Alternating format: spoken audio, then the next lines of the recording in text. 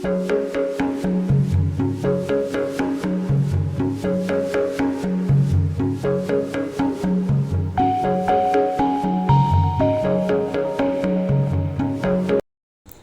అండి, నమస్తే, welcome to our channel. మేమైతే బాగున్నాం, మీరు కూడా బాగుండాలని మనస్ఫూర్తిగా కోరుకుంటున్నాం. ఈ వ్లాగ్ వచ్చేసి కార్తీక మాసం స్టార్ట్ అయింది కదా, దానికి సంబంధించిందే అండి. ఇది వచ్చేసి కార్తీక మాసంలో నా డైలీ రొటీన్ అనమాట. నేను ఎర్లీ మార్నింగ్ 4కే లేస్తాను. ఈ కార్తీక మాసంలో అయితే 4కి లేసేసి అన్ని ఇంట్లో పని చేసుకొని 5 కల్లా దీపం పెట్టేస్తాను. ఇప్పుడే మా పిల్లలకు కూడా ఎగ్జామ్స్ స్టార్ట్ అయినాయి. దాంతోపాటు వాళ్ళు కూడా లేస్తున్నారు అనమాట. ఎగ్జామ్స్కి వాళ్ళు కూడా ప్రిపేర్ అవుతున్నారు. బయట మాత్రం చాలా బాగుందనమాట, చూడడానికి చల్లగా చాలా బాగుంది. ఎప్పుడు ఇంత ఎర్లీగా లేవం కాబట్టి కార్తీక మాసంలోనే ఇది మంచిగా అనిపిస్తుంది అనమాట. నాకైతే ఇంత తొందరగా లేస్తాను కాబట్టి గుడికి వెళ్ళినా చాలా ప్రశాంతంగా ఉంటుంది. అక్కడ కూడా చాలా బాగుంటుంది. అయితే మా పిల్లలకి చూపిస్తున్నాను అనమాట. మా చిన్నామ లేసింది, ఇక్కడ కనిపిస్తుంది కదా. నా పూజ కూడా కంప్లీట్ అయిపోయింది. బయట దీపాలు పెట్టేసిన, ఇంట్లో కూడా దీపాలు పెట్టేసుకున్నా. ఈ వీడియోలో 2-3 డేస్ ఉంటాయి అనమాట, 3 రోజులు అట్లా. ఇది నెక్స్ట్ డే నేను గుడికి వెళ్తున్నాను అనమాట. దీపాలు పెట్టేసుకుని కావలసినవన్నీ ఈ బుట్టలో అన్నీ పెట్టేసుకున్నాను. తర్వాత గుడికి వెళ్ళాను.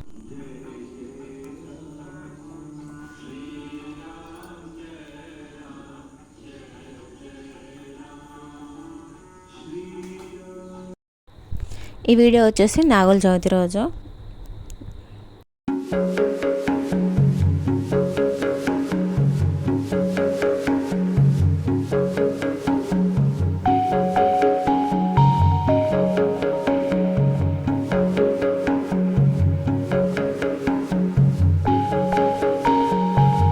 నాగుల చవితి రోజు ఇక్కడ పుట్ట దగ్గరికి వచ్చాను, నేను మా ఆయన వచ్చాము. ఇక్కడ పుట్ట దగ్గర దీపం పెడుతున్నాను అనమాట. అన్నీ రెడీ చేశాను.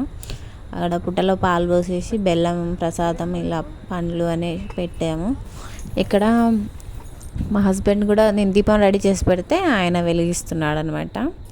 ఇక్కడ పుట్టను చూస్తే కొంచెం భయంగా అనిపిస్తుంది. ఇవన్నీ హోల్స్ లాగా ఉన్నాయి కదా, అందులోంచి ఎక్కడి నుంచి పాము వస్తుందని నాకు ఒక పక్క భయం అనిపిస్తుంది. ఎందుకంటే పాములు ఎంతైనా డేంజర్ కదా.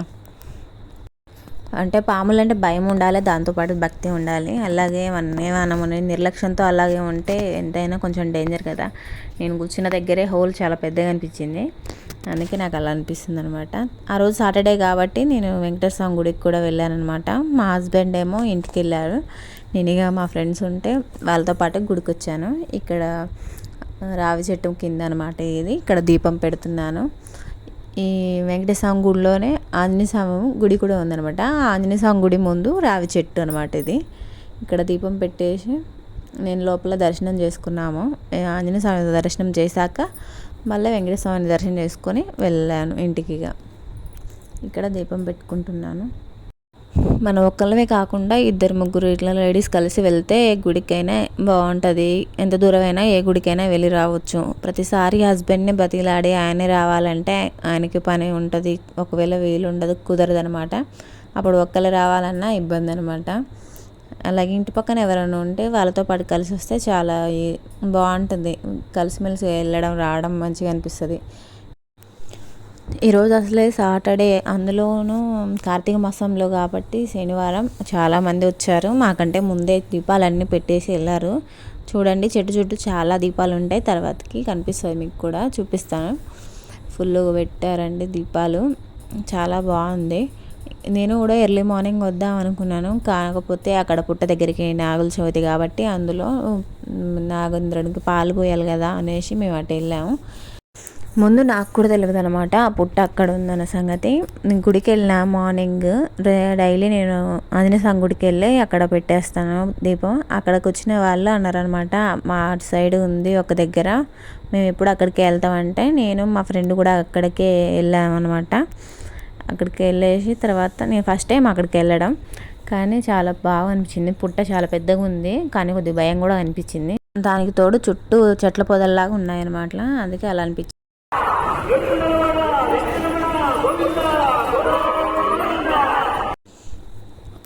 గాలి బాగా వస్తుంది అనమాట. అక్కడ దీపం పెడుతుంటే గాలికి ఆగట్లేదు అనమాట.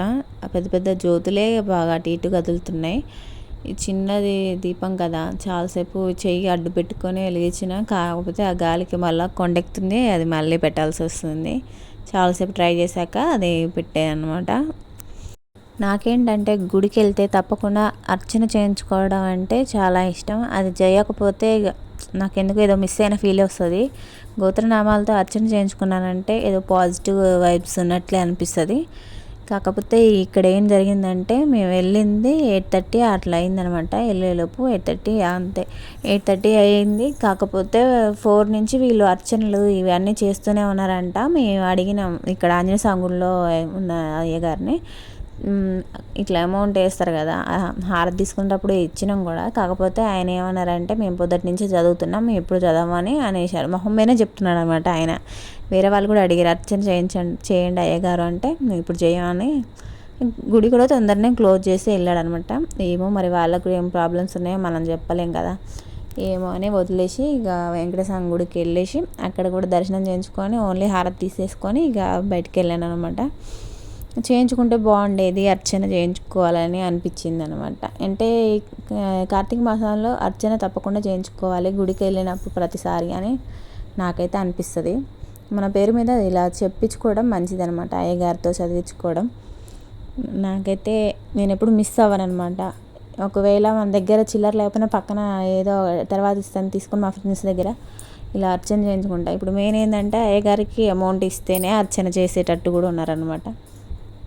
అలా ఉంటున్నారు కొంతమంది అయితే, అందరని అలా అనట్లేదు, ఎవరో ఒకళ్ళు. ఇక్కడ నా దీపం పెట్టడం అయిపోయింది, దర్శనం చేసుకున్నాను. నాతో పాటు వచ్చిన వాళ్ళు కూడా దర్శనం చేసుకుంటున్నారనమాట. అందుకే నేను ఇక్కడ వెయిట్ చేస్తున్నాను. ఇక్కడ గుడి కూడా క్లోజ్ చేయడానికి రెడీగా ఉన్నాడు అనమాట అయ్యగారు. గుడి కూడా క్లోజ్ చేశారు.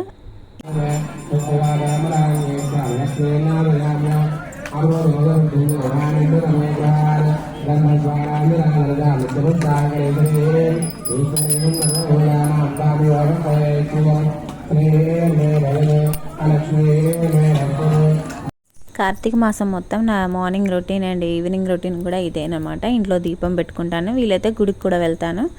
నాకు ఇక లేడీస్ ప్రాబ్లం వచ్చినప్పుడు ఇక తప్పకుండా కొంచెం గ్యాప్ వస్తుంది, తర్వాత మళ్ళీ కంటిన్యూ చేసుకుంటాను. ఇది మాత్రం నేను మిస్ అవ్వను అనమాట, దీపం పెట్టుకోవడం. ఇలా కార్తీక మాసంలో ఉసిరి దీపాలు పెట్టుకుంటే చాలా మంచి జరుగుతుందంట. చాలా ఎక్కువ ఉసిరి దీపాలనే కార్తీక మాసంలో వాడతాం.